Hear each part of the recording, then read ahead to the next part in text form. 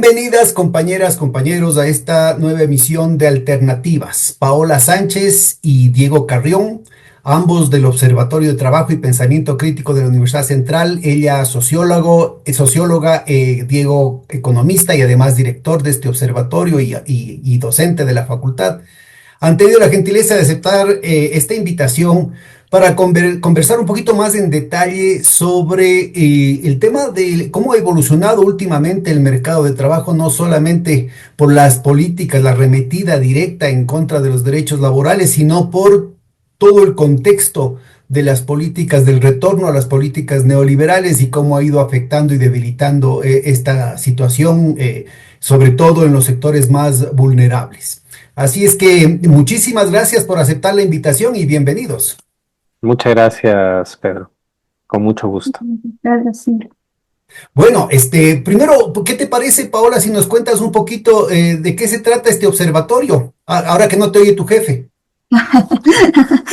Chévere, gracias Pedro por la invitación. Bueno, el Observatorio de Trabajo y Pensamiento Crítico es parte de la Universidad Central, creado más o menos, bueno, un poco antes del 2021, ¿no? Más o menos, pero que arranca en realidad con estudios más permanentes a partir precisamente del 2021, ¿no? Arrancamos con un estudio precisamente para poder identificar las implicaciones de la LOA, es decir, de la Ley de Ayuda Humanitaria, que se establece a partir de la crisis sanitaria, ¿no? Y esto, digamos, trajo como consecuencia un sinnúmero de afectaciones al mercado laboral, a las condiciones de trabajo a nivel nacional. Y a partir de eso, pues, el observatorio inicia con una serie de estudios de distintos sectores, ¿no? Estamos, digamos, procuramos hacer como priorizar, ¿no? Dependiendo de los contextos, ciertos sectores y vamos profundizando. De hecho, hoy vamos a comentarles precisamente el último estudio que hicimos que tiene que ver con la palma africana. Pero hemos realizado también, digamos, análisis más macro, poder analizar cuál es la situación en términos generales a nivel nacional y algunas temáticas más especializadas con respecto, por ejemplo, a las condiciones de trabajo de las y los trabajadores en plataformas digitales, por ejemplo. Buenísimo. Diego ha profundizado mucho en el tema del ámbito textil, del sector textil, y este de Palma, que es el que te comento que terminamos de desarrollarlo y lo presentamos apenas hace un par de semanas. Diego, ¿qué te parece si para nuestra audiencia, sobre todo, nos empiezas ubicando sobre las peculiaridades del mercado laboral, de la estructura en general, de las estructuras de sobrevivencia, digamos, de los sectores populares de aquí en el Ecuador? Y cómo ha cambiado eso en dos, digamos, regímenes de acumulación, ¿no? El que tuvimos con la época de Palacio y Correa y luego el retorno al neoliberalismo desenfrenado con Moreno, Noboa y Lazo y Noboa. Sí, Pedro, mira, en el observatorio nosotros hemos hecho estudios de estadística laboral, ¿no? Hemos trabajado con ENEMDU, la encuesta nacional de empleo, desempleo, subempleo del INEC, que es una encuesta bastante subutilizada en realidad, ¿no? O sea, hay una enorme riqueza de información ahí. Y nosotros hemos construido lo que llamamos el índice de precariedad laboral, porque identificamos cuando iniciamos con el tema de estudios laborales que había una carencia en el Ecuador respecto de un indicador que mida la calidad del empleo.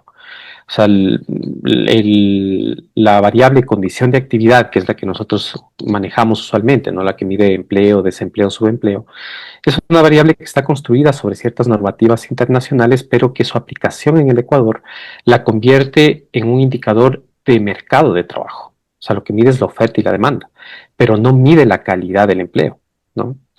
Y esto, bueno, lo hicimos investigando a profundidad la metodología de estas variables y la que es aplicada por el INEC, ¿no? Entonces creamos el índice de precariedad laboral. Y lo que nosotros venimos sosteniendo es que en el Ecuador el principal problema del mercado de trabajo no es el desempleo, por las propias cifras del INEC, ¿no? Que te da un desempleo de 4%. Bueno, Sino que aquí es todo un lujo ser desempleado, pues porque como no tienes un sistema de seguridad social, entonces te mueres de exactamente, hambre nomás. eso, Aquí, eso es lo que te iba aparte, a decir. te aguantan las redes familiares, un poco de solidaridad así dentro del barrio, pero en lo fundamental tienes que Exactamente. ganarte la vida como quieras, ¿no?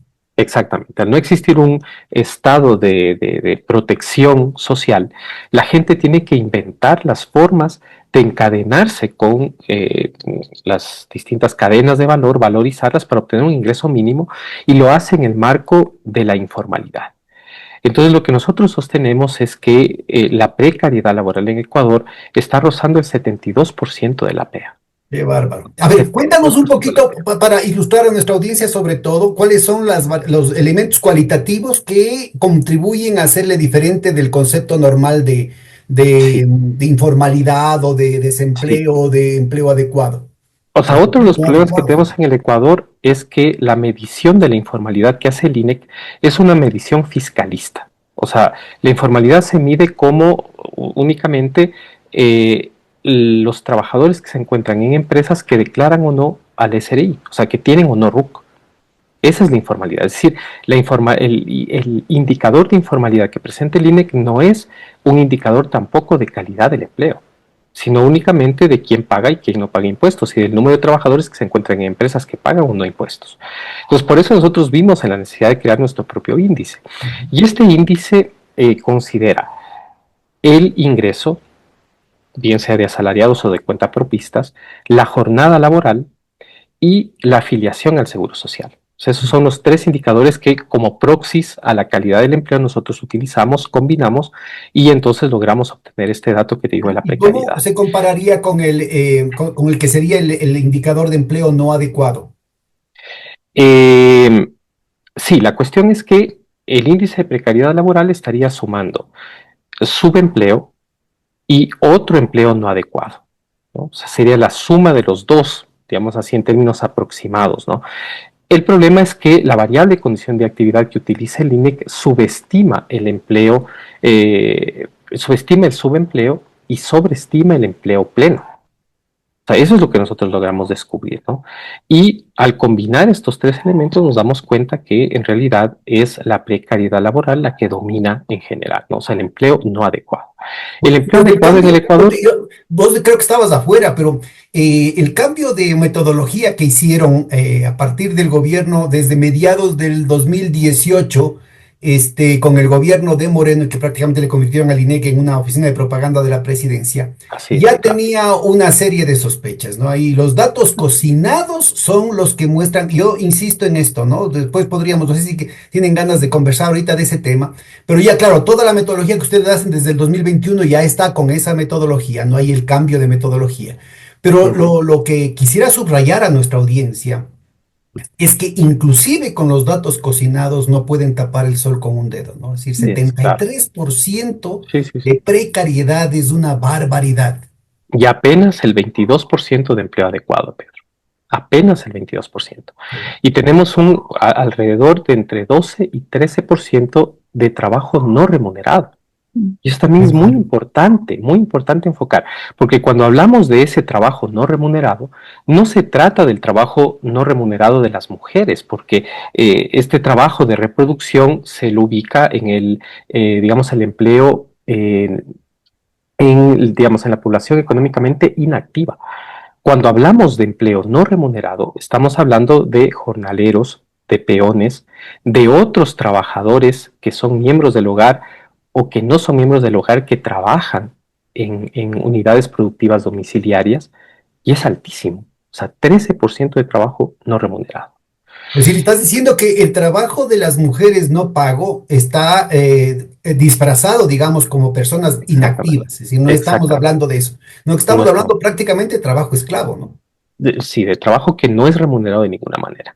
Entonces, Pedro, mira, nosotros lo que sostenemos a partir de estas constataciones estadísticas y de los estudios de caso que hacemos, ¿no? Que hemos trabajado, como decía Pau, varios sectores, incluido recicladoras, incluido comercio ambulante. Nuestra hipótesis es la siguiente. El alto grado de precariedad laboral en el Ecuador se debe a la externalización del trabajo. Es decir, el desconocimiento de los trabajadores en su condición de trabajador y la abundancia de relaciones informales en las que los trabajadores son considerados servidores, socios o externos a la unidad productiva. O sea, es como que el espacio de la fábrica, el espacio del centro de trabajo ha perdido peso relativo y ahora el trabajo se engancha a la cadena de valor. Y si uno quiere encontrar realmente el vínculo asalariado de valorización y por lo tanto de remuneración del trabajo, tiene que mirar la cadena de valor, no la unidad, porque la unidad productiva ha descentrado esos procesos de distintas maneras, ¿no? Y ahí, digamos, respondo un poco la pregunta que tú hacías. Otra cosa de lo que nosotros sostenemos es que en los últimos años se ha dado una reforma laboral de facto en el Ecuador, que no ha atacado directamente al Código de Trabajo, pero que se ha venido dando por medio de decretos ministeriales. Es decir, una manera absolutamente antidemocrática, Disculpa, ¿no? Diego, es un tema muy importante. Es un tema que nosotros veníamos denunciando en ese momento, porque no son, primero no se llaman decretos. Este no es un tema de Acuerdos erudición jurídica, son acuerdos Acuerdos ministeriales. ministeriales. Es O así. sea, es una barbaridad jurídica, porque esto empezó en enero del 2018 con el ministro Ledesma, bananero. Nosotros denunciamos esa situación. Y empezó con acuerdos ministeriales a irse en contra no solamente de decretos presidenciales, sino de leyes orgánicas y lo que es más importante, del bloque constitucional que involucra no solamente a la Constitución con la definición de derechos específicos, sino todos los convenios firmados con la Organización Internacional del Trabajo. Así es. Entonces esto es una barbaridad jurídica. O sea, son todos esos acuerdos ministeriales son ilegales e inconstitucionales. Así es. Y es una lástima que no haya habido la suficiente movilización ni de la academia, ni peor de los movimientos sociales, porque este es un punto muy fuerte. Es decir, en cualquier corte internacional, eso se cae por su propio peso. Ahora, los bananeros, teniendo a un representante de larga data suyo, además una familia vinculada desde el principio a la historia bananera del Ecuador, primero dijeron, no, pero es que solamente porque nosotros estamos en crisis, para nosotros, gente como la familia Noboa, ¿no es cierto?, están en crisis, por eso es que no pagan ni sé cuántos millones de dólares de impuestos. Entonces, ellos dijeron eso, pero inmediatamente los camaroneros dijeron, pero si ustedes tienen, entonces nosotros también. E inmediatamente lo que vamos a conversar después un ratito, Paola, el tema de la palma, también dijeron, no, pero nosotros estamos en crisis desde hace muchísimo más tiempo que ustedes. Y de pronto dijeron los del área turística y dijeron, nosotros también estamos en crisis. Y después todo el sector comercial dijeron, pero nosotros también vendemos a los gringos, entonces amplíennos nomás a nosotros. Entonces, en realidad era un mecanismo subrepticio, una leguleyada, en términos concretos, para perforar el Código de Trabajo y desbaratar el mínimo espacio que todavía quedaba, ¿no es cierto?, de defensa de los derechos de los trabajadores en lo que sería el sector formal de la economía, para ponerlo así, en la parte que todavía estaba, porque el otro problema es que desde entonces ya dejaron de hacerse las visitas y las auditorías de trabajo por parte del Ministerio de Trabajo, entonces tampoco en el sector formal se estaba cumpliendo con la ley. Así es, pero el problema de las inspecciones laborales en el sector formal es gravísimo, ¿no? O sea, es un espacio que no tiene presupuesto, que está siendo prácticamente desmantelado y de los testimonios que nosotros logramos levantar en el trabajo de campo, observamos claramente que los trabajadores no confían en el Ministerio de Trabajo y no confían en sus inspectores, y que se dan cuenta directamente del vínculo que existe entre el poder empresarial y los departamentos de Inspectoría de Trabajo a nivel nacional. Entonces, realmente vivimos una situación de abandono absoluto en el mundo del trabajo. Hay que pensar también en el terrible efecto que generó la Ley Orgánica de Apoyo Humanitario, o sea, que fue un golpe bajo realmente a los derechos laborales, aprovechando, digamos, la situación de pandemia, y entender que a pesar de las demandas de inconstitucionalidad, de los distintos pronunciamientos que ha habido en torno de la LOA, no se volvió al mismo estado prepandemia, al menos no en muchos de los sectores de las ramas productivas del sector formal. Porque hay que acordarse que esa ley era solo hasta dientitas, ¿no? Era solamente por lo del COVID. Y lo cierto es que la han seguido, la han perennizado.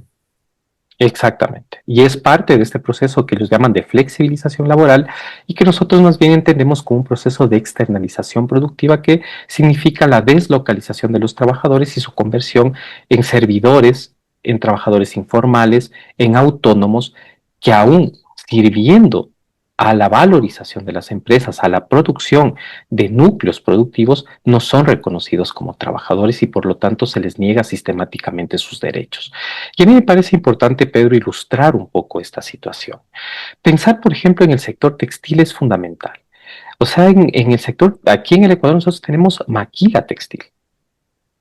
O sea, la mayor parte de la ropa que se produce a nivel nacional se hace en talleres domiciliarios de maquiladoras de mujeres que han trabajado en los talleres textiles formales y que a los 10 años, 12 años de labor las despiden de una u otra manera para no cumplir con la jubilación patronal.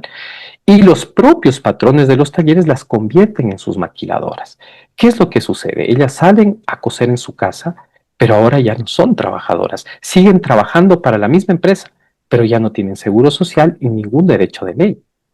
Bueno, Y, yo me pondría ahí más bien histórico, yo soy más viejito que ustedes, entonces, antes se llamaba eso más bien trabajo a domicilio, ¿no? Es decir, la maquila tiene otra figura, ¿no? En términos de así es, concentración de trabajadores y otra figura legal también.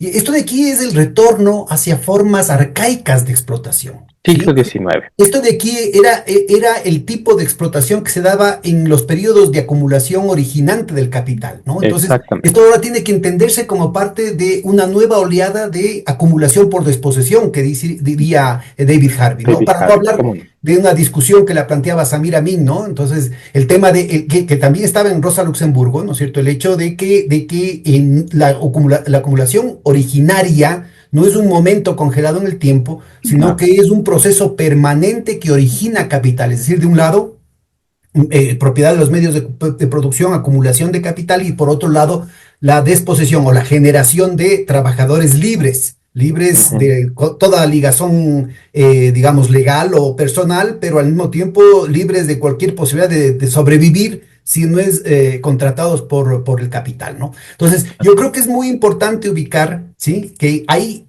una serie de mecanismos, paradójicamente, en el que al mismo tiempo que tenemos una revolución científica y tecnológica que no para en el mundo entero, en nuestros países estamos sometidos a un retorno hacia formas arcaicas de explotación, de sobreexplotación de la fuerza de trabajo. Entonces, no sé si antes de regresar a ese punto, yo quisiera hablar un poco, aprovechando los compartimentos estancos que aparecen en las fotografías, en las cámaras de ustedes. Vamos a hablar con la socióloga, pues a ver qué nos dice. ¿Cuál es el efecto de esta situación en las condiciones de vida de la gente, en las estrategias de sobrevivencia de la gente? ¿Y por qué la gente no reacciona, no se moviliza? Sí, eso es súper interesante. Mira, nosotros hace 2 años hicimos un estudio precisamente sobre el tema de precarización laboral y abordamos como, digamos, entrevistas con varios trabajadores de distintos sectores, ¿no? Uno de los temas, hay dos elementos claves, digamos, que intentamos siempre abordar en cada estudio que realizamos, Pedro, y tiene que ver, el primero, con cómo se miran a sí mismos los trabajadores, ¿no? O sea, creo que ese es un punto clave. Los trabajadores ya no se reconocen como trabajadores, ¿no? Digamos, por ejemplo, esta noción de emprendimiento, esta noción de, o sea, ha calado tanto en las subjetividades, ¿no es cierto?, que muchos no se reconocen como trabajadores. Por ejemplo, veíamos con algunos jóvenes que sobre todo trabajan en estos espacios de servicios, ¿no? Por ejemplo, como trabajadores polifuncionales en espacios de restaurantes o de las islas, ¿no? Digamos, estos trabajos súper informales, muy precarizados en el sector de servicios, y ellos decían, ¿no? Cuando les preguntábamos, ¿ustedes se consideran como trabajadores? Algunos de ellos decían, por ahora, ¿no? O sea, por ahora soy un trabajador, pero no es lo que quiero ser, ¿no? Entonces, claro, digamos, hay una ruptura en esta, digamos, relación, en esta comprensión de la relación de nosotros con el trabajo, ¿no? Y creo que en eso determina muchísimo el segundo elemento que hemos considerado como muy transversal siempre, la perspectiva organizativa, ¿no? Antes de Entonces, que entres a eso, déjame que no me puedo morder la lengua. Cuando yo era guagua, había una tira cómica del Olafo el Amargado. No sé si ustedes también la vieron, ¿no? Que el claro, sacerdote cómo era no. un vikingo, pero así bien bestia, ¿no? El Olafo. Y tenía un hijo que se llamaba Hamlet, que en cambio era un poeta, todo él, un debilucho, con sus idealismos, pensando siempre en las nubes y toda esa cuestión, ¿no? Entonces, una de esas le lleva en esos momentos así cualitativos de padre e hijo. Olafo en dos cuadros además, ¿no? En tres cuadros, le coge y le dice, le lleva a un atardecer, a un anochecer, y le dice, hijo, ¿sabes cuál es la diferencia entre esa piedrita y esa montaña? Entonces el siguiente cuadro es la piedrita ya con las sombras largas del anochecer, ¿no? Entonces la piedrita con una sombra larga y la montaña así, todavía con algunos resplandores, y entonces el otro le dice, le regresa a ver interrogándose, y el otro, y el Olafo le dice, ambición, hijito, ambición. Entonces más o menos es lo que te estaba oyendo a vos, ¿no? Fíjate lo tragicómico que es, ¿no? Es decir, lo terrible que es el que no solamente los medios de comunicación, sino también la academia, y ahí también plantearía yo de la izquierda y de la derecha, porque ahí hay unas versiones postmodernas y Foucaultianas que hablan del cuidado de sí mismo y del emprendedurismo y de toda esta cuestión que en última instancia es hacer el juego a esta ideología neoliberal, ¿no? Fíjate cómo pegado en la gente. Entonces, esto de decir, bueno, yo vendo cigarrillos a la salida de la Universidad Central, y entonces la única diferencia entre Bill Gates y yo es que nos falta tiempo nomás, o tal vez este estado maldito, estos correístas desgraciados, estos estatistas que nos ponen impuestos, son los que nos impiden que crezcamos. Estos desgraciados que nos ponen el impuesto a la salida de divisas, no permiten que yo pueda tener mis capitales en las Bahamas. No, no, pero no estoy ridiculizando, ¿ah? Estoy hablando de situaciones concretas que yo tuve cuando daba clases, ¿sí? Muchachos de una situación familiar bien restringida, que tenían este tipo ¿cómo digamos? Pues, de exabruptos, ¿no?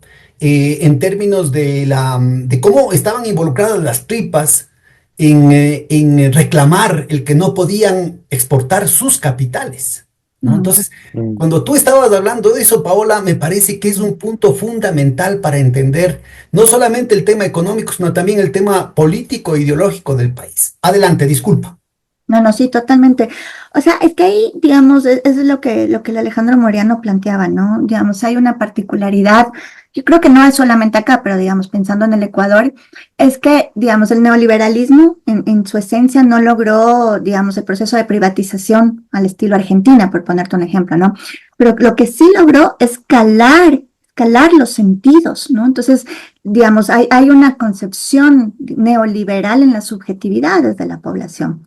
Y eso es efectivamente lo que determina actualmente que la gente no se mira a sí misma como trabajadora, ¿no? Entonces te miras de cualquier otra manera, empresario, microempresario, no sé, emprendedor, ¿no? Digamos, como un montón. Y eso sí es bien significativo porque en realidad rompe la comprensión, ¿no es cierto?, de la relación de poder que existe en el trabajo. Y te posibilita este segundo elemento que era lo que te quería plantear, que tiene que ver con lo organizativo, ¿no?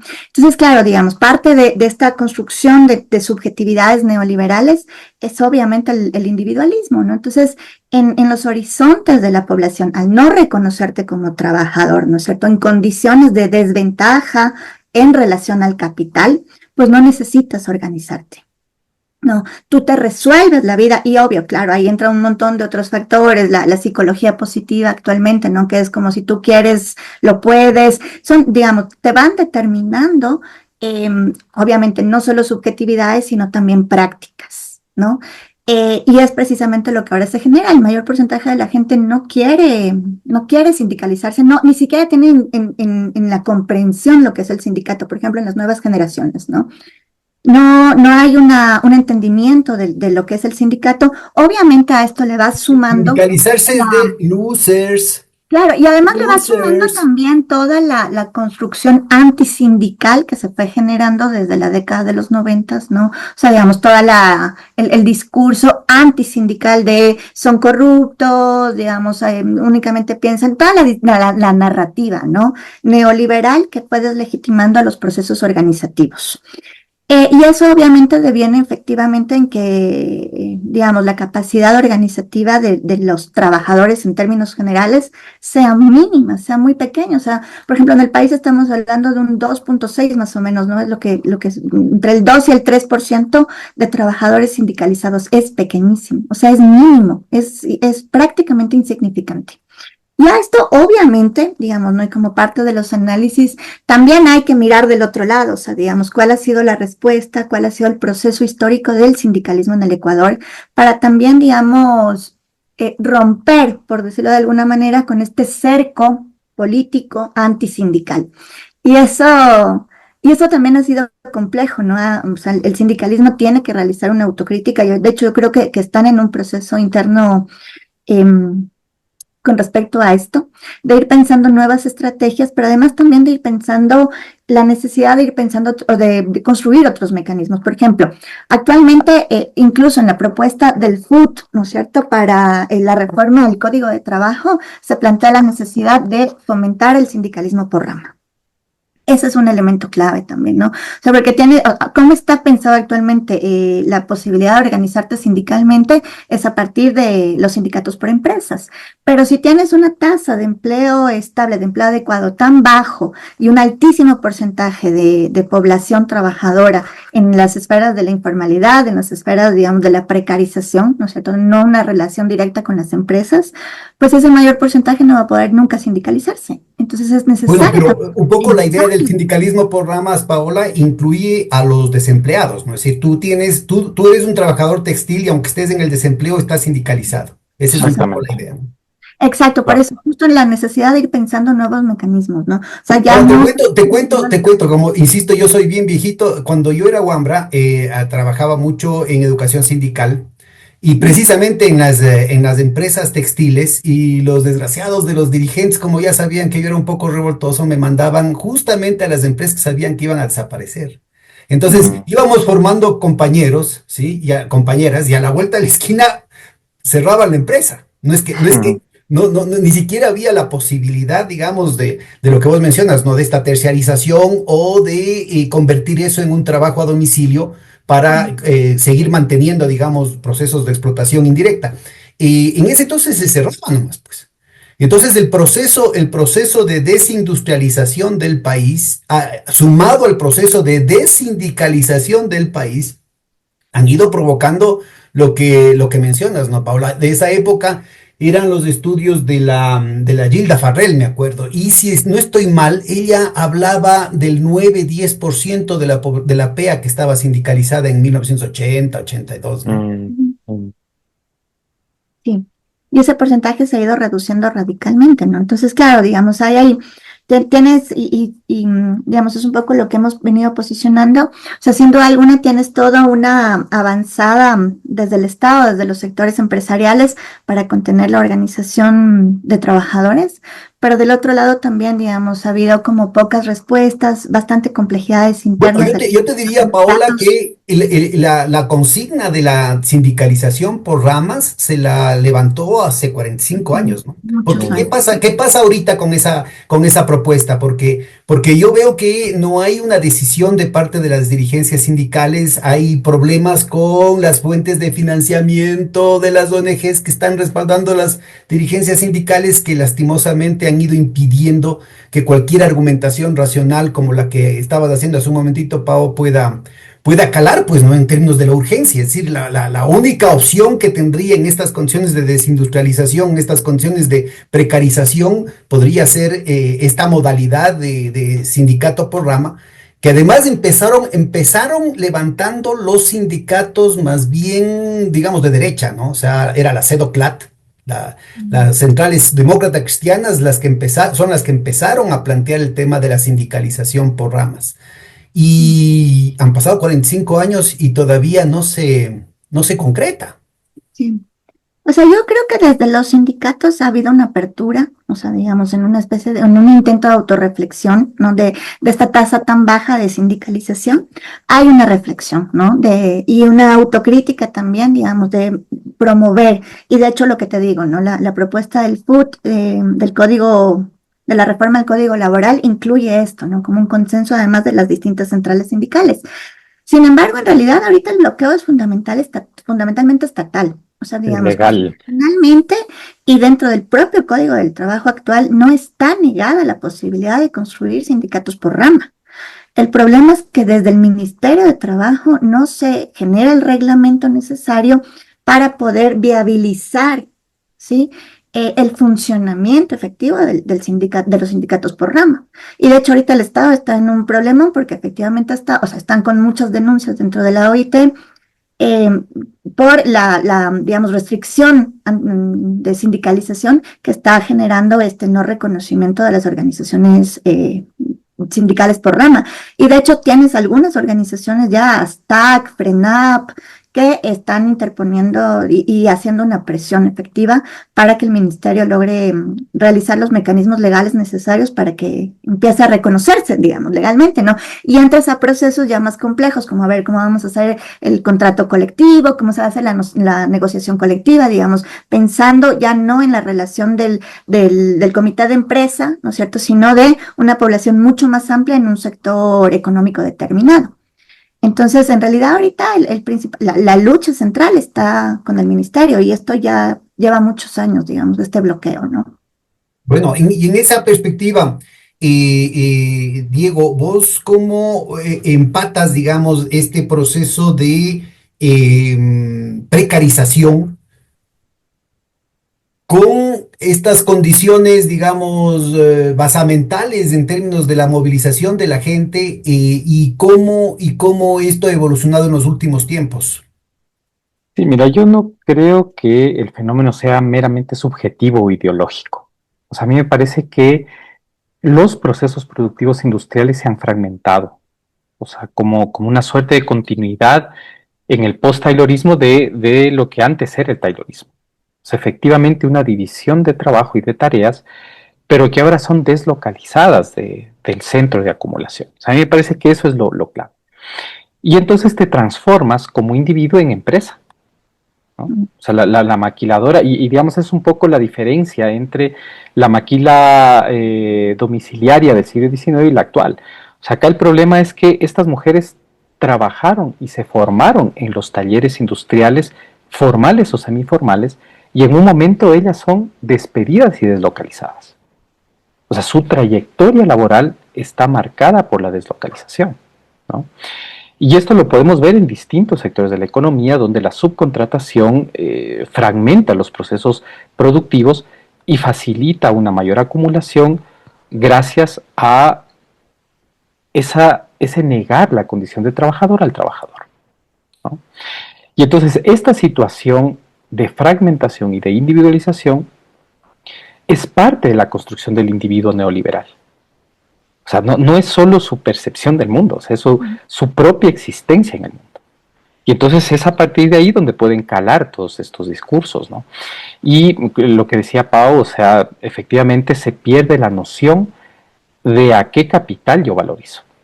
O sea, eso es una jugada muy inteligente y no es algo que pasa aquí en el Ecuador. O sea, la propia economía de plataformas es eso. O sea, es romper el vínculo personal entre el trabajador y el capital al que está valorizando. Con los otros trabajadores, ¿no?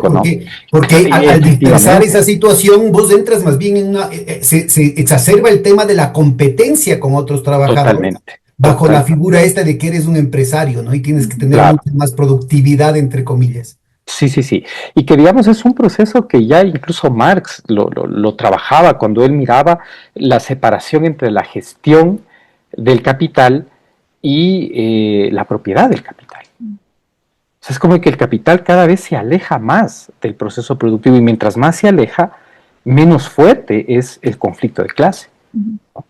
Y entonces ahí a mí sí me parece importante mencionar, o sea, que en nuestros países particularmente es muy difícil hablar del fin del trabajo o de la descentralidad del trabajo. O sea, porque la gente con la que nosotros hablamos habla del trabajo. Trabaja 12 horas al día, 14 horas al día. ¿Cómo podemos decir que ya el trabajo no estructura la vida? No, solo en la academia y en los cafetines, ¿no es cierto? De gente, de diletantes, la explotación ha pasado de moda. Exactamente, porque es la preocupación central de la gente. Y entonces tú preguntabas hace un momento, o sea, ¿por qué la gente no se moviliza? Y esa es una pregunta que nosotros nos hacemos también permanentemente. Y si bien es cierto, hay que reconocer la enorme fuerza estructural que implica el riesgo de despido o de desempleo, que eso mueve y disciplina el trabajo permanentemente. También es importante reconocer otras formas de construcción del consentimiento en el trabajo. O sea, ¿por qué la gente consiente trabajar? ¿No? Y entonces ahí, digamos, nosotros ubicamos que las propias formas de organización post-fordista del trabajo pesan de manera Para decisiva, ¿no? nuestra audiencia, por favor, Diego, ubícanos lo que fue el Fordismo y lo que es la época post-Fordista del capitalismo. Sí, o sea, lo Disculpa, que... y si pudieras poner un Claro, matiz en el centro y en la periferia para que nos ubiquemos. claro que sí. En el centro, digamos, el modelo fordista era el complemento del taylorismo, ¿no? O sea, la organización científica del trabajo que dividía el proceso productivo en actividades sumamente fragmentarias que producía la especialización productiva, ¿no? Ford lo que aplica es la cadena de producción entre tareas fragmentarias, ¿no? Eso en Diego se términos refiere a técnicos, Henry pero Ford, Henry Ford, el sí, famoso fundador de la de cadena la de Ford, carros, ¿no es cierto? Que es la que da exactamente. origen a este método de trabajo. En la década de los 20, ¿no? En los Estados Unidos. Pero además, cuando hablamos de Fordismo y Taylorismo, estamos hablando de una época muy específica de la historia del mundo occidental, de los países desarrollados, que fue la época de la posguerra, de la segunda posguerra, donde se logró consolidar un estado de bienestar y una forma de trabajo asalariada con derechos plenos, con amplios derechos, ¿no? Donde las personas podían soñar en construir una carrera en la cual ellos trabajaban 20, 30 años en una misma empresa y se jubilaban y podían vivir unos años más recibiendo una jubilación decente, ¿no? Este modelo de derechos, que es el modelo asalariado de esta época, se ha convertido en una suerte de paradigma con el cual comparar al resto del mundo y a todas las épocas históricas, cuando fue una época muy corta, muy pequeña en realidad, ¿no? Y es a partir de constatar que en nuestras naciones no existe o cubrió a muy poca gente este tipo de derechos, incluso históricamente, que ahora se supone que los cambios han generado una descentralización del trabajo que no es verdad, que no es cierto, ¿no? Eh, En la década de los 70, en el mundo desarrollado, se produce un quiebre productivo que flexibiliza las formas de producción, que rompe la cadena, que reposiciona, digamos, las tareas más complejas, ya no divididas de manera tan estricta como en el taylorismo, al menos en un inicio, ¿no? A partir del paradigma toyotista que surge en el Japón en la década del 40 y luego se va a generalizar en el mundo occidental en la década de los 70, ¿no? Y eso es a lo que llamamos el post-Fordismo. Sin embargo, en los estudios de sociología laboral en América Latina, se sabe que la aplicación de estos nuevos métodos toyotistas fue sumamente parcial. Y de hecho, estuvieron siempre de manera abigarrada unidos a las formas de producción tradicional y artesanal, ¿no? Y entonces, por ejemplo, en el sector textil, tú puedes encontrar talleres donde aplican el módulo toyotista de flujo tenso, que se llama, ¿no? Es decir, una organización de cadena en módulo donde 10 costureras producen cada una con una tarea parcial una camisa. Y depende la una de la otra para la continuidad del flujo. Cuéntanos la Y si mi diferencia con el método Fordista, digamos, en este caso específico, sí, del círculo de calidad sería, versus el tema de la línea de producción. sí, sí, sí.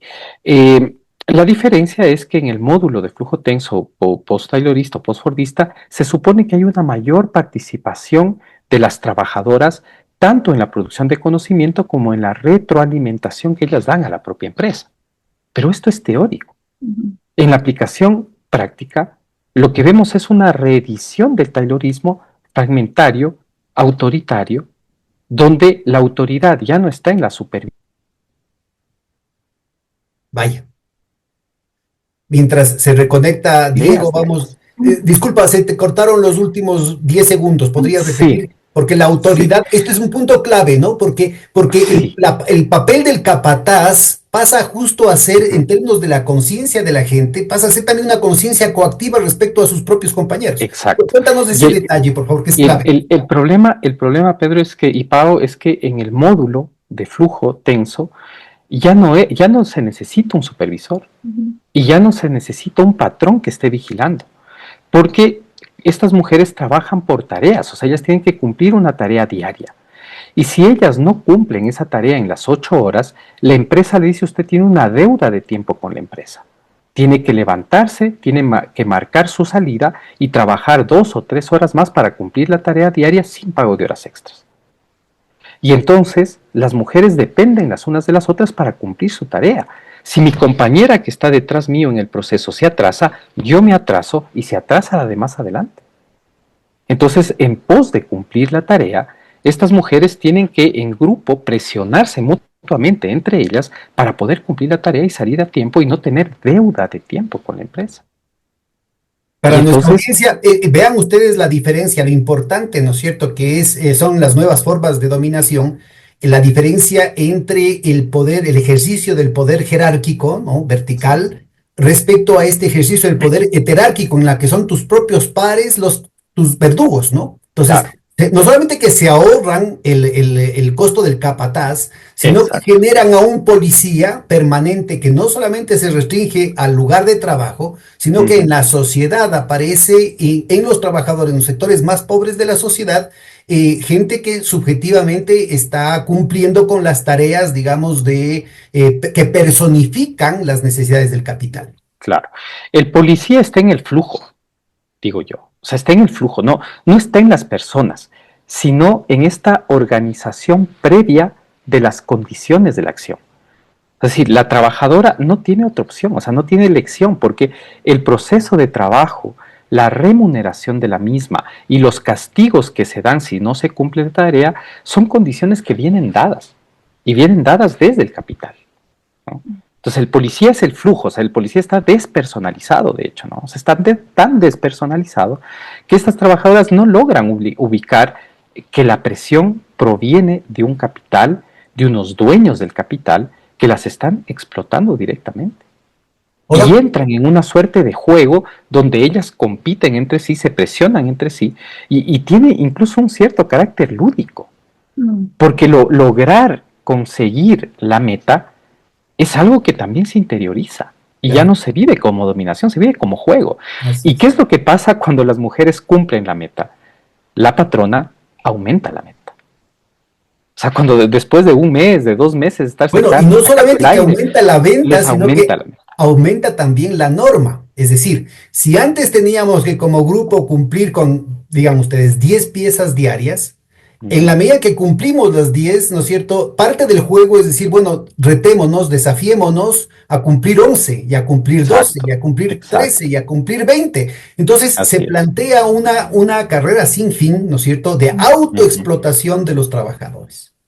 Pero Pedro, yo discreparía con la idea de autoexplotación, porque la explotación implica extracción de valor y transferencia a alguien. Sí. Estas mujeres se sobreexigen, ¿no es cierto? Se intensifican su trabajo de manera automática, pero el valor está transferido a un capital externo que no son ellas. Sí, Entonces, la bueno, idea aquí de este es un autoexplotación, punto muy importante porque siempre autoexplotación vino con comillas, al menos así fue el origen. Y yo de nuevo le estoy contando de cosas del milenio anterior, ¿no? Esta es una discusión que vino en la sociología latinoamericana en los años 70, justamente tratando de mostrar las diferencias con respecto al centro, digamos, donde venían ujú, desarrolladas esas categorías, inclusive en las perspectivas marxistas, ¿no? Entonces planteaba retomando, por ejemplo, cuestiones de la economía familiar tipo Chayanov, ¿no? Y ujú, actualizadas con gente como Meyazú y aquí en América Latina más bien en posiciones, digamos, no marxistas, Raceto, ujú. gente vinculada a la teología de la liberación, gente vinculada a la sociología del oprimido, ¿no es cierto? Orlando Falsborda y otras cosas, siempre plantearon el tema de la autoexplotación, entre comillas, precisamente por lo que Diego está planteando. Pero me parece que es fundamental ubicar esta relación que tanto ha subrayado Diego entre las condiciones estructurales y la formación de subjetividades, ¿no? Ujú. Entonces, en la medida en que uno se autoexplota, entre comillas, ya no el malo de la película ya no es el capataz y peor aún el dueño de la empresa, Así ¿no? es. Y de lo que decía Pau hace un momentito, las solidaridades iban ni siquiera con el capataz o con el gerente, sino con el dueño de la empresa, porque a mí lo único que me falta es tiempo y un poco de suerte para volverme millonario, ¿no? Así es. Así es. No, Pedro, y te cuento solo una cuestión más respecto del tema de la solidaridad. Porque en la maquila textil, por ejemplo, o sea, donde ya no hay flujo, donde ya no hay una organización compleja de la técnica productiva y cada mujer está en su casa individualmente produciendo, empieza a tener relevancia en el proceso de explotación esto que llamamos el intercambio recíproco desigual, es decir, la economía de los dones, ¿no? Cuéntanos el detalle Porque esto, por favor. Esto es sí, una o sea, cuestión más bien orientado, no desde la perspectiva marxista, sino desde Durkheim y Mauss, ¿no? Mauss y la antropología económica, ¿no? La economía del don consiste en que las personas intercambian de manera recíproca más allá del cálculo económico y el interés económico, ¿no? Es decir, yo doy un regalo a una persona y al regalar estoy obligando a la otra persona a contraer una deuda conmigo, ¿no? Cuando la otra persona recibe el regalo, contrae una deuda y siente la obligación de devolver. Y esto Mauss dice es la socialidad primaria, o sea, más allá de la imposición del cálculo económico y el interés económico, incluso en las sociedades capitalistas modernas, la economía del don, la obligación de devolver una deuda, se mantiene. Y esto es lo que nosotros logramos ver en la maquila textil, porque tenemos un intercambio crudamente capitalista basado en la más brutal explotación por el interés de la acumulación y sin embargo las patronas se ven obligadas a generar una cierta economía de dones con las costureras. Por ejemplo, una costurera que había trabajado en un taller 10 años, la despiden, la contratan como maquiladora, se queda embarazada y la patrona le La regala madrina. sí, la patrona le regala 3 sacos de ropa de bebé, ¿no? Y Y entonces probablemente esta usada. mujer está eternamente agradecida con la patrona que la despidió y que la sigue explotando de una manera supremamente cruda, ¿no? Pero mire, solo en el lenguaje, Pedro Pao, dar trabajo en el Ecuador es un don por Mm, las condiciones tan extremas y precarias del mercado donde la demanda de trabajo es muy pequeña, trabajo formal, ¿no? Es muy pequeña en relación a la oferta enorme de trabajo que tenemos. mm, Entonces, dar trabajo, este quichuismo, nos permite efectivamente entender lo que significa el don y el compromiso que el trabajador y la trabajadora generan en relación a su patrón. ¿Por mm, qué aceptas trabajar en esas condiciones? Porque si no lo haces, te quedas en una situación mucho más precaria que antes. mm. Es Ahora, muy efectiva la Diego, amenaza de despido, ¿no? con estas metodologías que están ustedes ensayando para tratar de sacarle más provecho a las encuestas realmente existentes, para ser así prácticos, ¿tú has tenido la posibilidad de aproximar con alguna referencia cuantitativa a cuánto representaría este mecanismo de volver a la industria domiciliaria, al trabajo domiciliario como un mecanismo de explotación indirecta? Estamos justamente trabajando ahorita en un índice de externalización laboral, que no solo es trabajo domiciliario, sino también subcontratación. Hay una serie de problemas por la ausencia de preguntas claves en ENEMDU al respecto, ¿no? Pero, o sea, sí tenemos conocimiento pleno que el INEC está haciendo ya los levantamientos de una nueva encuesta de empleo que va a entrar en vigencia desde el próximo año. O sea, la ENEMDU tiene ya sus días contados y va a venir una nueva encuesta de trabajo a la que hemos accedido ya al cuestionario y vemos que ahí ya existen varias preguntas que pueden dar cuenta con mayor fidelidad de este proceso de externalización. Lamentablemente todavía no tenemos los datos a disponibilidad porque se está recogiendo recién la encuesta, ¿no? Mira, Entonces se ahora que espera que... planteas este tema, me parece para hacer la comparación, que ojalá sea para mejor, ¿no? Yo Ujú. quisiera que te refieras un poquito a cuáles son los trucos, digamos, así, lo más didáctico posible, por favor, para lograr lo que empezaste criticando al principio de esta sobrerepresentación del empleo, del pleno empleo y de la Ujú. subrepresentación de estas formas precarias, en la forma como están recogidos en la encuesta. Sí. El INEC utiliza 3 indicadores para medir la variable condición de actividad, ¿no? Esto que entendemos como empleo, subempleo, empleo no adecuado, etcétera. Ingreso, que es lo mismo que nosotros utilizamos, jornada laboral adecuada y una variable que es la más conflictiva que se llama deseo y disponibilidad de trabajar más horas. podemos criticar todas. O sea, tener como umbral de ingreso adecuado el salario básico es insuficiente, ¿no? Porque la canasta básica y la canasta vital están muy por encima del salario básico. El INE considera jornada adecuada 8 horas de trabajo y más de 8 horas sin considerar si existe pago o no de horas extras. Y eso sería jornada adecuada. Por lo tanto, tienes una sobreestimación del empleo adecuado, evidentemente, ¿no? Y tercero, deseo y disponibilidad. Las estadísticas laborales a nivel internacional son normadas por la Conferencia Internacional de Estadísticas del Trabajo de la OIT, ¿no? La conferencia 13 y la 19 son las que marcan las pautas para el cálculo del subempleo. Y en estas conferencias se dice que deseo y disponibilidad son variables que deben tratarse de manera separada. ¿Por qué? Porque deseo alude a la voluntad, a la subjetividad de la persona, mientras que disponibilidad habla de las condiciones estructurales de una persona para trabajar o no más horas. Son cosas muy diferentes, ¿no?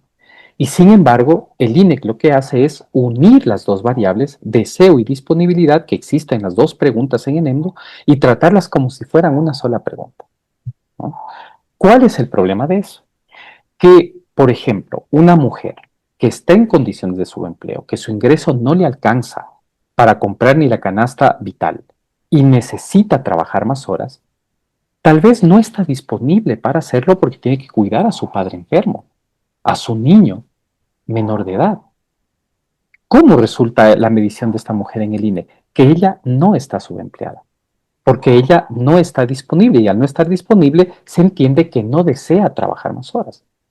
Y entonces de esta manera se subestima el subempleo de una manera dramática, Pedro. O sea, solo con este juego de variables se saca del subempleo a 30% de lo que antes se consideraba personas subempleadas. Ahora, en Recuerda, el índice que sí, ustedes han sacado, que difiere, ¿no? sí, El dato del INEC es más del un tercio de la población económicamente activa tiene empleo adecuado. Vos así es. mencionaste que eran 22%, ¿no? 22%, Ese es 22%. el dato corregido. El dato corregido, sí, porque nosotros no utilizamos esta variable de ser disponibilidad, sino como proxy a la calidad del empleo, la afiliación al Seguro Social. Ya.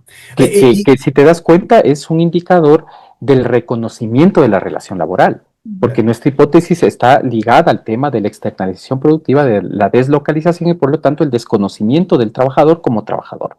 Entonces existen miles, millones de personas en el Ecuador que trabajando y sirviendo a un capital no es reconocido como trabajador y por lo tanto no está afiliado a la seguridad social. Entonces es un indicador proxy de la externalización o deslocalización productiva. Y entonces en ese sentido nosotros decimos 72% de las personas se encuentran en condiciones de precariedad. Ahora, en Sirven a un esta capital, pero no preguntita son reconocidos como era dar un paso atrás para retomar lo que estabas diciendo, que iba a haber un cambio en la metodología.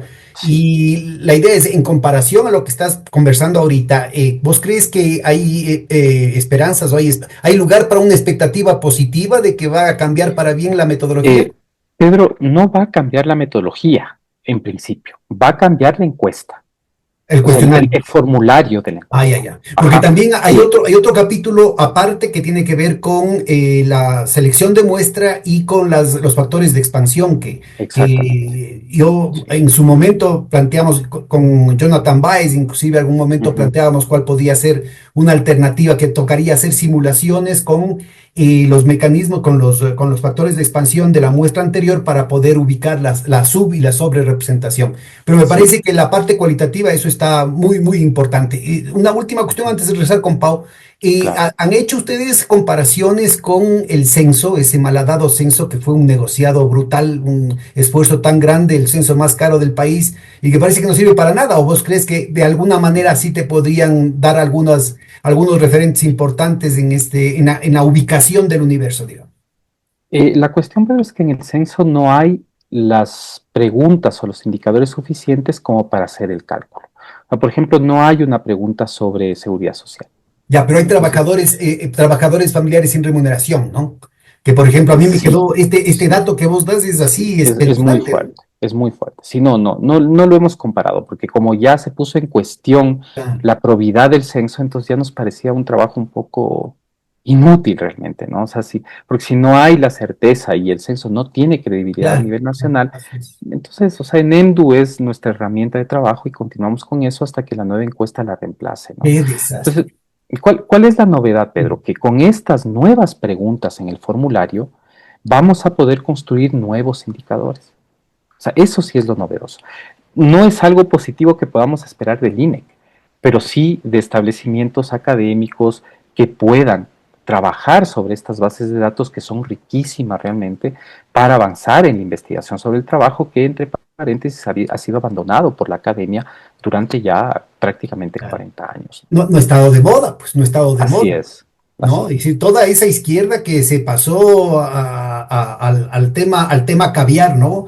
No hay que Mm, hablar de imperio, hay que hablar de multitudes, no hay que hablar de imperialismo, hay que hablar de imperio, no hay que hablar de sectores mm, populares, no hay que hablar de clase obrera, sino de multitudes, como que de la conciencia de clase, hablemos de identidades, ¿no es cierto? ujú, La cuestión de interseccional y todas estas cosas. Fíjense cómo nos está pasando la cuenta de manera tan brutal. Pero yo creo que ujú. en la perspectiva de otra dimensión fundamental que tiene que ver con las relaciones familiares, las relaciones de género, las relaciones de edades, Pao. ¿Cómo ubicas tú que esta transformación, este proceso de precarización, de degradación del mercado laboral ha impactado en las familias, ha impactado en la formación de lazos afectivos y la relación entre, no solamente entre edades, sino también entre géneros, ¿no? Ujú. O sea, mira, por ejemplo, en los análisis que hemos hecho, sin duda el mayor índice de precariedad laboral, por ejemplo, está presente en las mujeres, ¿no? O sea, digamos, son además las que menos condiciones de estabilidad laboral tienen, ¿no? Por ejemplo, justo en lo de La Palma, que era el estudio que recién hicimos, tú tienes que en La Palma lo que ha sucedido en estos últimos años es que ha habido un incremento, vamos a decir, de las mejoras digamos, del trabajo estable, ¿no? Y eso se da básico, o sea, digamos, contrariamente a todo lo que sucede en general En en las el otras mercado ramas, claro. laboral nacional, ¿no? Pero, digamos, y uno creería que chévere, están mejorando las condiciones de trabajo en La Palma, pero en realidad lo que está sucediendo es que como ha habido un descenso de la producción, ha habido un despido, ¿no? Estás hablando de que casi el 51% de población de trabajadores, digamos, se ha reducido entre el 2018 y el 2023 en La Palma. Y Repite claro, el dato, por digamos, favor, repite el dato, que de pronto no te oí bien. el 51% de trabajadores, o sea, ha disminuido en un 51% los trabajadores entre el 2018 y el 2023 en La Palma, ¿ya? Esto ha permitido que efectivamente el porcentaje de trabajadores estables sea del 30%, ¿no? Que eso no, a nivel del agro no sucede. Estás hablando de que el 6% apenas de la población en el agro está en condiciones de estabilidad laboral. Bueno, aquí hay también problemas fitosanitarios, ¿no? En el caso de La Palma hay enfermedades, hay envejecimiento de las Exacto, y plantaciones, de hay hecho no eso. renovación. Exacto, las plagas que les ha caído a La Palma ha sido lo que efectivamente ha hecho que reduzca la producción y por ende el número de contratados, ¿no es cierto? El número de personas a las que contratas. Entonces tú lo que tienes es que efectivamente, digamos, hay una reducción de la población que está en situaciones de precarización laboral. Eso es lo que ha sucedido en La Palma. Pero este porcentaje de población que, digamos, estaría en condiciones de estabilidad, por decirlo de alguna manera, están con contratos que están avalados, por ejemplo, con la LOA, ¿no? Los contratos emergentes. Te contratan 10 LOBA meses, es la ley la ley orgánica orgánica de de ayuda apoyo humanitaria. humanitario, ¿no? Es de Exactamente. supuesto ley de que era para apoyarnos a los trabajadores, No, ¿no? nada que ver. Fíjense. ¿Y qué es lo que vos decías hace un momento, no, Pedro? O sea, debía haberse dado de baja una vez que se finalizó la crisis sanitaria, pero en realidad es muy útil, digamos, para los sectores empresariales seguirlo sosteniendo porque avala esto que te estoy contando.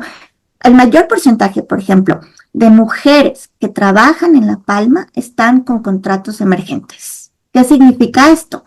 Que les contratan por 10 meses y se van. A veces pueden recontratarlas, pero en otros casos no. Entonces ellas tienen que ir fluctuando de empresa en empresa buscando los sectores, además, digamos, que más expuestos están, por ejemplo, a condiciones de salud, ¿no es cierto?, a riesgos laborales, son precisamente las de las mujeres. Entonces, claro, digamos, pensando en temas de género, en temas etarios, El caso de las mujeres, sin duda alguna, tienen unos mayores índices de precarización laboral. Eso es evidente en todos los sectores, en todas las áreas, digamos, en todos los sectores económicos. Eso por un lado. Y por el otro, en el tema de los jóvenes también tienes una mayor precarización, ¿no? O sea, digamos, son jóvenes que no han logrado insertarse al mercado laboral formal. Y el ejemplo que te ponía hace un momento, ¿no? De los chicos que, por ejemplo, están trabajando jóvenes, que trabajan en los centros comerciales, que trabajan de polifuncionales en los restaurantes, en todos los restaurantes que se imaginen que les atiende un joven, eh, están en absoluta indefensión. O sea, estás hablando de que muchos de ellos no tienen contratos formales, de que no tienen salarios básicos, o sea, no reciben el salario básico, reciben la jornada, digamos, $15, $20 diarios, ¿no? Con jornadas de trabajo que pueden exceder las 12 horas. Y ¿No? aquí también también es tragicómico el que muchos jóvenes creen que es por su propio bien, ¿no? Porque con eso son gente libre, fluida, y ya no son como los antiguos que les gustaban las cosas fijas y rígidas, ¿no? Que aquí es para que tú puedas tener la aventura de tu vida y construirte a ti mismo, ¿no? Mira que, o sea, son cosas que nosotros sí sentimos que hay que profundizarlas, ¿no? O sea, digamos, al mismo tiempo que efectivamente lo que te decías en la intervención anterior, ¿no? O sea, de hay subjetividades que se van construyendo. Finalmente perdió, digamos, la aprobación del trabajo por horas. Me hago entender. Entonces, sí hay ahí cosas que hay que comprenderlas, que son mucho más complejas. O sea, digo, si finalmente la población joven está abocada a no quiero trabajo estable, no quiero jornada de trabajo, no quiero, ¿por qué pierde? ¿Por qué pierde en la consulta popular el establecer la jornada, digamos, la contratación por horas? Si, digamos, todos estamos abocados a eso. ¿Me hago entender? Entonces, digamos, Sí, hay un pero montón te hago un de... pequeño, de nuevo, lo que pasa es que yo les doblo en edad, pues jovencitos. O sea, ponte vos a pensar, ¿no es cierto? En el último siglo, o sea, desde que Vaquerizo Moreno pone la jornada laboral, ¿no es cierto? En el 16, hace más de un siglo. ¿Vos crees que en algún momento hubiera habido la posibilidad siquiera de someter a votación esto? Ahí está lo grave. O sea, yo coincido contigo, Pau. O sea, es fundamental ubicar que hay resistencia, que no es que tienen todo pavimentado, pero también hay que ver cuál fue el porcentaje de las víctimas de esta legislación que votaron a favor del trabajo por horas. Entonces, ahí está la barbaridad, ¿no? Sí, sí, o sea, digamos, creo que estamos en un momento complejo, digamos, de recomposición del capital, sin duda alguna, que hace que efectivamente las relaciones, no solamente laborales, sino afectivas, como vos planteabas, la pregunta que me hacías hace un momento, sean muchísimo más complejas, ¿no? Por ejemplo, en el tema de lo que planteabas hace un momento, que me preguntabas sobre el tema de las construcciones familiares, ¿no? O sea, resulta bien complejo lo que el Diego plantea cuando hace este análisis de la diferenciación entre disponibilidad y deseo, ¿no? En el caso de las mujeres, por ejemplo, tú tienes además un alto porcentaje de trabajo de cuidado, ¿no? Que no es remunerado, que no es visibilizado, que bueno, ya sabemos que los colectivos, el movimiento feminista lo ha posicionado con mucha fuerza en los últimos años y es necesario hacerlo evidente. Pero a eso está, digamos, como un sinnúmero de elementos más en las que, por ejemplo, tú tienes que, estoy pensando ahorita, ¿no? En las trabajadoras, sobre todo en las mujeres trabajadoras de las plataformas, las que trabajan en reparto, ¿no? No en el Uber, porque de hecho el mayor porcentaje de trabajadores de Uber de movilidad son hombres, ¿no? Pero en el reparto sí que tienes un alto porcentaje de mujeres. Entonces, claro, son jornadas de trabajo que son muy extensas, ¿no? Y ahora, por ejemplo, tienes un montón de mujeres que fundamentalmente eran migrantes, que estaban, digamos, abocadas a entrar, a insertarse en el mercado laboral ecuatoriano a partir de precisamente las plataformas de reparto, que nos comentaban, ¿no? En muchos casos no tenían en dónde dejarles a sus hijos y tenían que ir con ellos a hacer el reparto, ¿no? Entonces, claro, recuerdo el testimonio de una de las compañeras que nos decía, no, un fin de semana, yo tengo que trabajar todos los días, el día que no trabajo, no tengo para comer, ¿no? Son trabajos que requieren, o sea, una permanencia, ¿no? Digamos, son ingresos diarios los que ellos tienen. Y un fin de semana, su hija le dijo, mami, vamos al parque, ¿no? Y ella fue como, vamos a pasear. Y la fue llevando en la motocicleta, ¿no es cierto?, a hacer el reparto. Y mientras pasaban por un parque, la niña le decía, mami, ahí está el parque, ¿por qué no paramos? Pero ella estaba en una carrera. ¿no? Y además en las plataformas te contabilizan el tiempo. Es un medidor, ¿no es cierto?, para establecerte los rangos que forman parte de las calificaciones, ¿no? Los rangos en realidad dentro de las plataformas para que te asignen más pedidos, para que mejores tus ingresos. Entonces, digamos, esas son las cosas que están configurando la dinámica actual del mercado, ¿no? O sea, digamos, ya no solamente es la ausencia paterna, digamos, o materna en los hogares, sino, digamos, esta necesidad de ir llevándole a tu guagua, de exponerlo, están absolutamente expuestos a accidentes, a que llueva, al sol, a generar expectativas en los niños que no necesariamente van a ser satisfechas. Entonces, claro, digamos, las dinámicas o la estructura del mercado laboral genera subjetividades y obviamente genera un tipo de relacionamiento bastante complejo al interior de las propias familias. No solamente de los trabajadores, estoy pensando en las relaciones, en la multiplicidad de relaciones, ¿no es cierto? Lo que decíamos hace un momento, las solidaridades o el individualismo que se genera en la relación con tus propios compañeros de trabajo, pero al interior de la familia también. Muy complejo. Oye, en este tema de La Palma, que ustedes han sacado una publicación reciente, ¿podrías un poco concentrar en los elementos que también había planteado el Diego, por ejemplo, en términos de las formas más extremas de trabajo forzado, ¿no? Recordemos el tema de Furukawa y toda esa cuestión. Y si tienes alguna referencia cuantitativa de presencia, por ejemplo, de ese trabajo sin remuneración al que hacía referencia Diego hace un momento. Sí, en el caso, por ejemplo, de La Palma, pues déjame ver porque no recuerdo exactamente el trabajo no remunerado. No lo tengo acá. El trabajo no remunerado en La Palma no lo tengo, pero a nivel del agro es más del 32%, ¿no? Del trabajo no remunerado en el agro. Entonces, ahí la referencia a la forma como se hace la pregunta, ¿es trabajo familiar no remunerado como se lo hace en el censo o es un trabajo no remunerado de extraños? Está como trabajo Es, remunerado nada más. es que es una combinación, Pedro. Son o sea, son peones, en primer lugar, que es el índice más alto a nivel agrario. Pero son trabajadores del hogar no remunerados, que no es la mamá, digamos, que actúa como ama de casa, sino que trabajan en el domicilio. Y trabajadores no del hogar, no remunerados. Es decir, personas que pueden ser familiares o no, pero que vienen al lugar a trabajar y no se les Y que paga. trabajan por la comida y tal vez viviendo Exactamente, en las residencias del resto de los trabajadores, ¿no? exactamente, Ay, qué exactamente. barbaridad, te Eso entiendo. Por es ejemplo, altísimo, ¿no? o por ejemplo en el agro, o aquí mismo en las ciudades, ¿no? O sea, los hijos que trabajan, digamos, apoyando en la finca, en algunos casos, ¿no?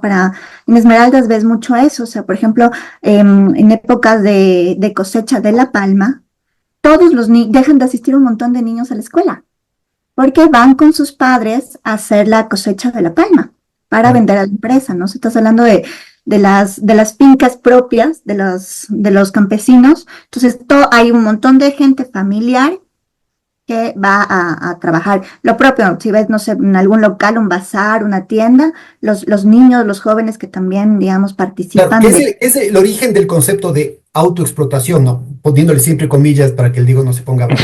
Pero ahí está el tema, ¿no? Como a la familia mismo, en lugar del capataz, es tu mamá la que te hace trabajar, es tu hermana mayor la que te hace trabajar, ¿sí? Lo cual genera una serie o sea, plantea una serie de posibilidades tóxicas, ¿no? Una condición de posibilidad de una toxicidad en los hogares que antes no existía, para ponerlo así. Sí. Entonces, digamos, con respecto a la pregunta que nos decías, ¿no? Es lo que te decía, mira, en el caso de La Palma, en realidad lo que tienes es que han mejorado, o sea, digamos, con esta reducción del 51% de la población de trabajadores en La Palma, lo que tienes es que hay una mejora en las condiciones de trabajo porque es la gente que venía ya con contratos previos, ¿no? O sea, estás hablando de un alto porcentaje de gente que tiene más de 10 años en la empresa. Entonces, claro, eso con un alto porcentaje de la población, que es casi del 30%, ¿no? Ahora, nosotros nos concentramos mucho en el estudio con las empresas grandes, con las grandes empresas de Palma en la zona de San Lorenzo, ¿ya? Y ahí, claro, digamos, las empresas procuran, también entre comillas, cumplir, ¿no es cierto?, las legalidades ¿Qué les imposibilitaría, no sé, tener que asumir un conflicto legal con digamos, con los trabajadores? Porque además muchas de estas empresas, no, bueno, no muchas, 3 de las 8 empresas de San Lorenzo tienen sindicato y tienen comité de empresa, ¿no? Entonces, eso sí que les ha permitido garantizar condiciones de trabajo dentro de por lo menos estas 3 empresas. Y de hecho, si tú conversas en comparación, por ejemplo, los ingresos económicos, ¿no? Entre las empresas que tienen sindicato o comité de empresa y las que no, sí varían. Por ejemplo, un técnico de campo, ¿no es cierto?, que hace el control, que hace el seguimiento, puede estar ganando en una empresa que tiene sindicato $1,000 y en una empresa que no tiene sindicato 700. ¿Ya? Más todas las bonificaciones y los derechos laborales que tienen, digamos, que se han peleado los sindicatos y cosas básicas, o sea, como por ejemplo la indumentaria necesaria para digamos, hacer las actividades, ¿no? La protección básica, ¿no? Pero básica, o sea, estás hablando de básica, ¿no? Mascarilla, unas gafas, también dependiendo del área en la que trabajas, ¿no? Del área de producción en la que trabajes. Entonces, digamos, al interior de estas empresas no ves condiciones, digamos, que podríamos decir de esclavitud. De hecho, intentamos profundizar precisamente en esto porque conocemos los casos digamos, de trabajo esclavo que existen en lugares como Colombia, por ejemplo, ¿no? Que sí se han reportado casos en Palma de trabajo esclavo al estilo Furukawa, pero aquí no lo Y evidenciamos. además en Colombia bien vinculado al tema de los De los paramilitares. paramilitares, por supuesto, de los Claro. paramilitares. Y aquí, Perdón, de los paramilitares y de la mafia, o sea, porque esto está directamente vinculado a las bandas criminales afiliadas a los grandes carteles, ¿no? De la droga. de la droga, sí.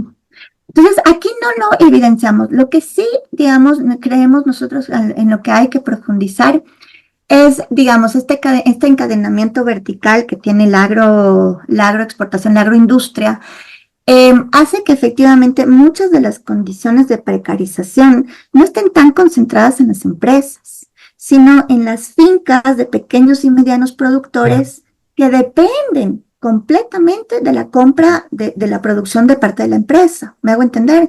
Entonces, ahí sí, por ejemplo, nosotros hicimos tratamos de construir una trayectoria laboral, ¿no es cierto?, de las personas que están actualmente trabajando en estas empresas, de cómo empezaron, cómo se vincularon a La Palma, en dónde empezaron. Muchos de ellos directamente en las empresas, pero otros, sobre todo migrantes, es decir, que no eran de San Lorenzo, sino incluso de Esmeraldas mismo, pero de otras zonas, llegaron a fincas pequeñas, en donde te pagan $15 la jornada de trabajo, o sea, el jornal, y no te dan nada, ni siquiera el machete. Ahora, para nuestra audiencia, esto que está relatando Paola debería ser un duchazo de agua fría para aquellos entusiastas de la economía popular y solidaria, ¿no? Es decir, hay una cierta idealización respecto a que la pequeña, la mediana producción, que es social y solidaria además, ¿no? Es decir, yo creo que hay una mala interpretación de lo que se discutía en la Asamblea de Montecristi. Se decía que eso es lo que se quisiera hacer, o sea, aquí se trata de transformar al plomo en oro, ¿no? Es decir, porque aquí hay en la pequeña producción, en la economía familiar, hay una reserva moral, lo que planteaba hace un momentito Diego en términos de los otros valores que están ahí involucrados, que no necesariamente, por el tema de los afectos, no necesariamente plantea un engaño en términos estructurales, digamos. Y, pero la pequeña y mediana producción son el lugar el irrespeto a los derechos laborales, el absoluto descuido respecto a las normas ambientales, a las normas ergonómicas, a la cuestión de la salud, a las condiciones fiscales que mencionaba Diego también hace un momentito. Es decir, cuidado con esa situación, ¿no? Mucho cuidado con esa situación porque estamos creando un ídolo con pies de barro. Es decir, es fundamental entender que el mercado es un molino de carne humana y que cuando se habla de estas unidades familiares en los países desarrollados en el centro del sistema, ya deberían haber quebrado. El problema es que aquí hay una incapacidad estructural del capital por dar salida a esa situación. Si no solamente son los trabajadores los que están sobrando, sino también los empresarios con algún mínimo de propiedad sobre los medios de producción que no tienen otra alternativa, ¿no? No hay forma, digamos, de reinstalar a segmentos tan importantes de la población en otras condiciones. Entonces, el punto que está planteando Paola me parece que define un desafío también en la academia, en los movimientos sociales, respecto a qué horizonte se da, ¿no es cierto? Tal vez en una participación con el Estado, tal vez en formas cooperativas, tal vez con otra relación con respecto al tema del financiamiento, al tema de la instalación en mercados, en distintos tipos de mercados, tal vez en términos de la definición de otros circuitos digamos, de distribución y de consumo de estos excedentes de producción que podrían ver de estos segmentos y que no estén vinculados a la lógica, digamos, de las grandes plantaciones, de los cuales ahorita se convierte en un instrumento tremendamente funcional, porque deprimen los salarios, porque se convierten en un buffer, ¿no es cierto?, en un colchoncito para las épocas que aumenta la demanda, digamos, la demanda formal, y porque permite, ¿no es cierto?, mantener un ejército industrial de reserva disponible para cuando necesiten, ¿no? Si los tienen en las peores condiciones y aparecen además como salvadores en los 2 o 3 meses en los que les van a contratar para momentos de alta cosecha o momentos de buen mercado. Yo creo que ese tipo de consideraciones están presentes entre los trabajadores que viven en el sector. No sé si tú has conversado sobre eso, Paola. Em, no, yo creo que no hay o sea, no hay mucha conciencia porque además también tú tienes que reconocer que el campo está precarizado, ¿no? O sea, digamos, entonces no, por lo menos en el campo las relaciones son bastante más complejas, ¿no? Bueno, Entonces salía el son, dato del INEC mismo, 43% de la población rural está bajo los niveles de pobreza. claro, total. O sea, tú tienes, por ejemplo, de los datos nuestros del índice de precarización laboral, el 91% de los trabajadores en el agro están en condiciones de precarización. Qué O sea, el 91%, ¿no? O sea, es complejo. Entonces, claro, ¿no? Cuando conversábamos igual el día de presentación de este estudio, decíamos, o sea, es necesario indagar más en la situación de estas, digamos, de estos pequeños y medianos productores, pero reconociendo también, digamos, que la dinámica, ¿no es cierto?, de la agroexportación les obliga también, ¿no es cierto?, a, digamos, digamos, se me va la palabra, a embarcarse, ¿no es cierto?, en la propia dinámica del monocultivo, ¿no? Entonces, por ejemplo, lo que está sucediendo actualmente concretamente con la palma en la Amazonía. Tú tienes que el mayor porcentaje de reducción de la producción y de la superficie de producción de palma en esmeraldas ha disminuido, pero se ha incrementado en la Amazonía. Y se ha incrementado no a partir de la compra, digamos, de los propios terrenos por parte de las empresas, sino del fomento a partir de políticas, digamos, como de facilidad de préstamos, ¿no es cierto?, de darles las herramientas necesarias en la zona de la Amazonía para que inicien monocultivo también en la Amazonía. Y estás hablando de poblaciones también en la Amazonía absolutamente empobrecidas, sin capacidad, digamos, en una inexistente prácticamente, ¿no?, mercado de trabajo en la Amazonía, no tienes a qué dedicarte. Y tú sabes además que la producción amazónica es mucho más, digamos, menor en comparación con la costa, por ejemplo, ¿no?, en la diversidad incluso Y de más producción. susceptible a Pero enfermedades, ¿no? además, totalmente, ¿no? Entonces, digamos, viene una oferta de alguna empresa a decirte, mira, con esto vas a tener ingresos permanentes, te va a ir súper bien, la gente se embarca en eso, pero también como, digamos, como únicas opciones, ¿no? Entonces, sí, sin duda alguna, cuando hablamos de monocultivos en medianos y pequeños productores, no es lo mismo que hablar de una economía, digamos, diversificada de campesinos, digamos, de producción campesina, ¿no es cierto? No es lo mismo, pero tampoco puedes desconocer que están en condiciones de desventaja en relación a las empresas, ¿no es cierto? En relación Disculpa la ignorancia, ¿todavía hay las grandes plantaciones de palmera de los Andes? sí.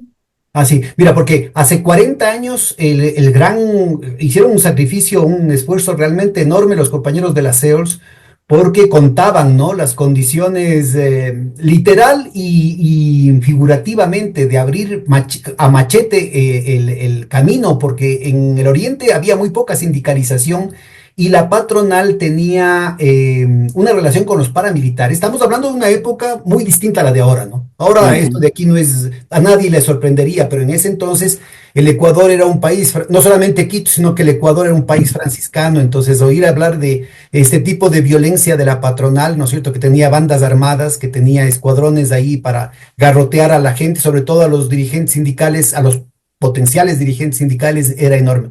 Entonces, yo hago estas referencias porque aquí hay una historia también en términos del movimiento obrero y no me estoy hablando, estoy hablando de la CEOLS de ese entonces, que era una CEOLS bastante, digamos, socialdemócrata frente a lo que era la CTE y la CEDOCUT, que tenían una orientación más socialista, ¿no? Entonces, yo creo que es muy importante el valorar ese trabajo de dirigentes que, como bien mencionaba Pau, durante décadas han sido vilipendiados. En algunos casos habrá razón, pero fundamentalmente por esta ofensiva ideológica en contra de la organización de los trabajadores, ¿no? Sí. De hecho, Palmeras del Ecuador, o sea, sí, es una de las pocas empresas que tiene comité de empresa. Entonces se logró concretar, ¿no? Tienes dos empresas nada más que tienen comité y un sindicato que digamos, los compañeros en el caso concreto del sindicato, en la intención de convertirse en comité de empresa, pues digamos, han vivido una serie de arremetidas de violencia, amenazas, despidos, ¿no? Por parte de la empresa para que puedan consolidarse como comité. Han tenido algunos avances, sin duda alguna, pero todavía, por ejemplo, negociaciones colectivas, pues no han logrado hacerlo, ¿no?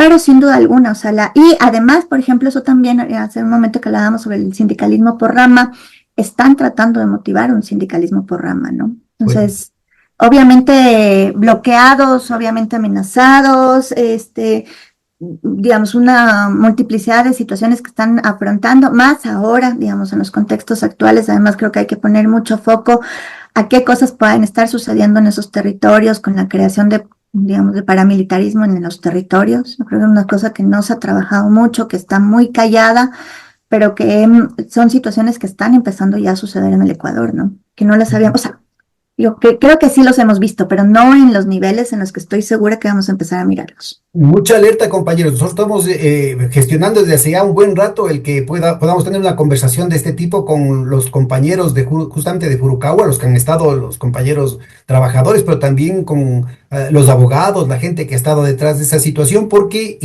ese es el verdadero futuro. Es decir, hacia allá lastimosamente está yendo el mercado laboral del Ecuador, ¿sí? Esto y los espejos que nos vemos con el tema de la violencia de Colombia son los principales desafíos para la gente decente aquí en este país. Y justamente de eso quería yo, quedé muy impactado, Diego, con ese dato que das de los trabajadores sin remuneración. Si pudieras elaborar un poquito más y vinculado a esta situación, ¿no? Es decir, ¿en qué segmentos, mencionaba Pau hace un momentito, 33% de los trabajadores rurales son trabajadores sin remuneración? ¿Cómo sobreviven? ¿En qué ramas están? ¿En qué partes? No sé si la estadística te da como para separar geográficamente, como para ubicar, caracterizar este fenómeno, ¿no? Tan duro. Sí, porque el tema muestral es complicado, una desagregación a nivel de sectores, ¿no? O sea, nosotros hacemos investigación sectorial teniendo mucho cuidado respecto del diseño muestral y la representatividad que puede haber. Entonces hay complicaciones ahí, ¿no? Pero sabemos que el trabajo no remunerado está principalmente en el agro, está principalmente en aquellos sectores que tienen trabajo domiciliario, que es donde precisamente se cruza el trabajo productivo y reproductivo, donde la jornada laboral, o sea, dentro de la jornada laboral está desdibujada ya la diferencia entre tiempo de trabajo y tiempo de atención, ¿no? Y donde los niños y donde la familia coopera inmediatamente en los procesos productivos sin recibir ninguna remuneración, ¿no? Decir sobre el trabajo no remunerado también que muestra esta inmensa presión de lo que tú mencionabas, que es la sobrepoblación relativa, ¿no? O sea, cómo personas que ya no encuentran de ninguna manera posibilidad de enganchar con algún flujo del capital, tienen que regresar a ver a los familiares, a la gente cercana para poder mínimamente sobrevivir. Aclaremos para nuestra Trabajar por un audiencia, plato de Diego, comida, ¿no? que estamos hablando de sobrepoblación relativa a las necesidades y al interés del capital, ¿no? No desde Exactamente, la porque, perspectiva de la gente, porque algunos tienen claro, esta idea, ¿no? De que, es que lo que pasa es que la población, es que nos reproducimos como conejos y sobre no, todo no, los no, pobres y esa no, situación. Es no, desde la efectivamente. perspectiva del capital de lo que estamos hablando. Claro, el capital con la maquinización que reemplaza a trabajadores por un lado, pero por otro lado la enorme concentración de capital en sectores extractivos primarios que no generan fuentes de trabajo, produce, digamos, este ejército de reserva que presiona a la baja las condiciones laborales en términos generales, ¿no? Y ese análisis es sumamente pertinente en nuestras economías, ¿no? Máxime, digamos, si entendemos que el mercado de trabajo no es un mercado dual como se planteaba en algunos momentos dentro de la sociología de trabajo latinoamericana, sino que las condiciones del trabajo formal están inmediatamente influenciadas por el trabajo informal y viceversa, ¿no? Y viceversa. Mientras más derechos pierden los trabajadores formales, peores están los trabajadores informales. O sea, el destino es un destino compartido. Y si cabe, digamos, la idea de la existencia objetiva de una clase social, eso se mira precisamente en la imbricación que tiene el sector formal con el sector informal y en el destino compartido de los trabajadores formales e informales, ¿no? Pero son Y correlaciones sí, de fuerza, ¿no? Ubiquemos clarito que el capital decide que exista cierto nivel de desempleo, cierto nivel de subempleo, justamente para exacto, poder domesticar, para poder disciplinar a la fuerza laboral a la que contrata, ¿no? así es. Pero llegamos a tales extremos que tenemos a miles de trabajadores que no logran enganchar con un ingreso que les permita sobrevivir mínimamente, ¿no? Y ese es el caldo de cultivo precisamente para las economías ilegales. O sea, esos son los espacios de reclutamiento, porque un joven que tiene que elegir entre ir a ganar menos del salario básico trabajando 14 horas y la oferta que le hace un grupo de narcotraficantes de enriquecerse inmediatamente, o sea, no puede dudarlo mucho, no puede dudarlo. Es puro cálculo y razón económica, puro cálculo económico, ¿no? Y a veces, mira, Estamos, me han contado que no solamente hay esa situación, sino que algunos entusiastas por iniciativa propia tratan de hacer méritos para que alguna banda de estas les regrese a ver y los contrate, digamos, puedan tener la franquicia local, ¿no? Entonces, claro, realmente el esfuerzo que está haciendo este bloque de poder que se inaugura con la traición de Moreno, define una agenda para el país que es muy destructiva, ¿no? Y genera tantos elementos de que no es solamente el tema económico, no es solamente el tema político, tiene que ver con las condiciones morales, el proceso de degradación de la vida de la gente. ujú, totalmente, totalmente. O sea, es un proyecto de lo que se llama el necrocapitalismo, ¿no? La O sea, necropolítica, realmente es decir, la necropolítica y un capitalismo de eso. muerte, donde, digamos, la expresión extrema del cálculo económico y de la lógica de acumulación y maximización es la economía ilegal. O Terrible. sea, digamos, yo no puedo dejar de mirar ese paralelismo entre lo que significa la maximización económica a costa de todo, el individualismo desaforado, con lo que son las bandas criminales, o sea, la expresión extrema del capitalismo.